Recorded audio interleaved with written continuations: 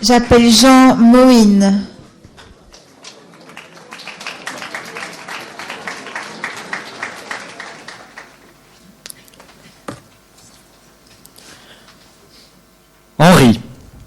Henry Graham Greene.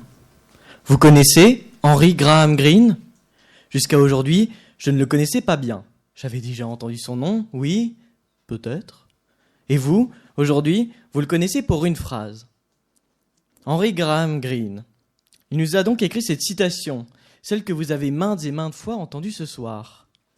Allez, je vous embête rapidement, on va se la répéter une toute dernière fois. Dans les rapports humains, la bonté et les mensonges valent mieux que 1000 vérités. Entre nous, je dois dire que c'est pas très joyeux. Je veux dire, ça nous rappelle que pour vivre en société, il faut mentir. Mais je l'aime bien, moi, cette citation.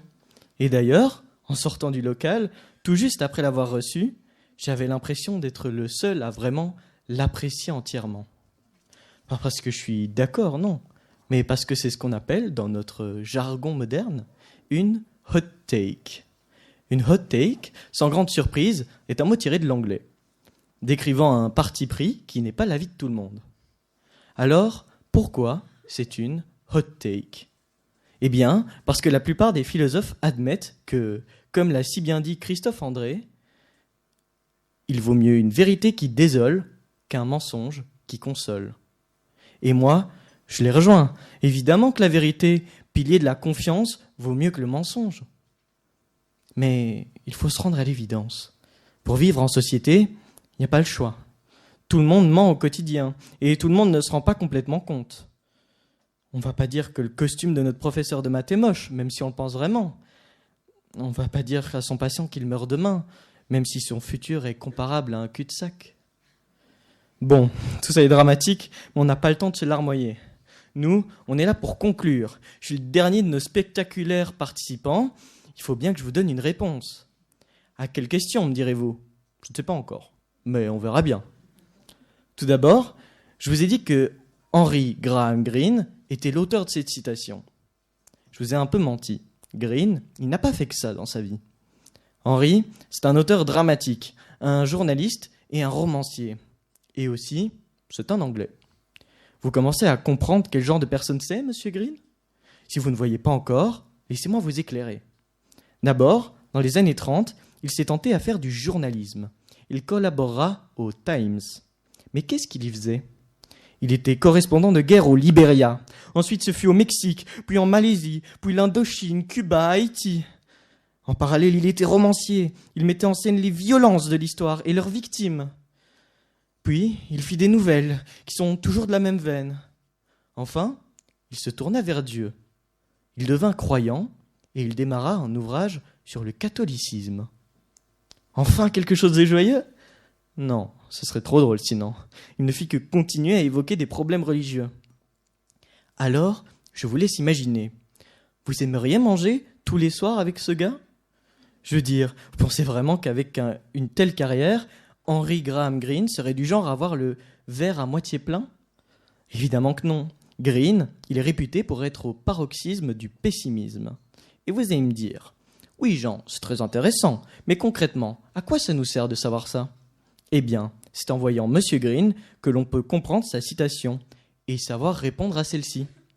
Henry Graham Greene, il n'a pas tort, on l'a déjà dit. Mais est-ce qu'il a raison ? Eh bien non. Et ça vaut pour tous les pessimistes, ainsi que les optimistes. Chacun voit le verre soit vide, soit rempli à ras-bord. Et c'est là qu'ils n'ont pas raison.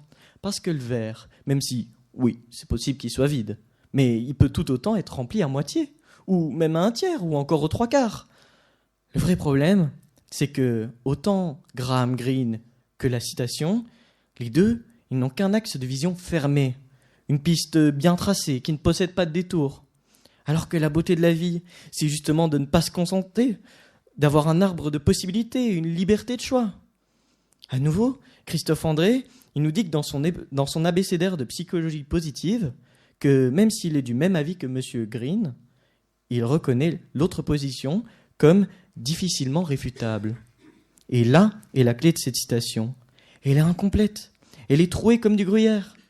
Et je ne vais pas essayer de la compléter. Sinon, la citation ferait 500 pages, au bas mot. Non, ce que je peux faire, c'est vous partager ma philosophie. Je vais essayer de faire rapide, de quoi pas trop perdre votre attention. Mentir, c'est facile, surtout aux inconnus. Et si c'est un mensonge pour le bon, alors qui suis-je pour juger? Même moi, je le fais. Et puis, c'est plus élégant que de dire la vérité, puis d'essayer de se rattraper à l'aide de 1000 excuses que l'on prononce du bout des lèvres. Mais lorsqu'il s'agit des gens pour lesquels je me soucie, là, l'histoire est différente. Et je me dois d'être honnête, toujours, parfois un peu brutalement, mais de quoi être toujours véritable envers mes proches. Ce n'est pas en les confortant qu'ils s'amélioreront, ou même qu'ils iront forcément mieux. En plus, faut aussi penser à nous. Mentir amène parfois une culpabilité qui nous ronge, plus vite que l'on ne s'en rend compte. Et puis, n'est-ce pas le but premier de ce tournoi d'éloquence? Ne sommes-nous pas là justement, pas pour mentir, mais pour vous déclamer de nos belles voix, parfois 1000 mots et parfois 1000 vérités?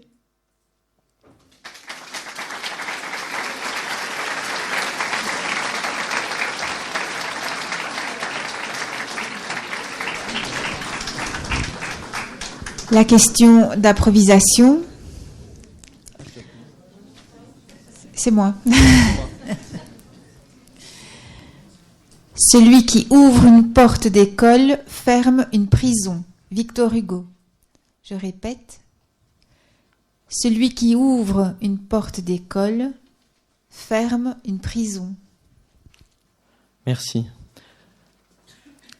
Eh bien, je suis heureux qu'Alexis ait pioché une si belle citation, une citation très connue que nous connaissons tous.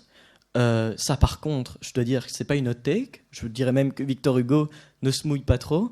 Mais au fond, il ne se mouille pas trop, mais c'est bien parce qu'il a raison.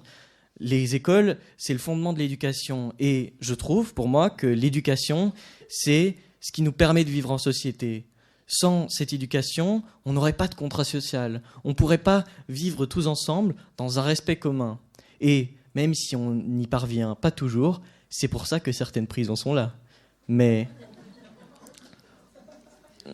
au moins, avec ces écoles et cette éducation, on permet de fermer quelques prisons.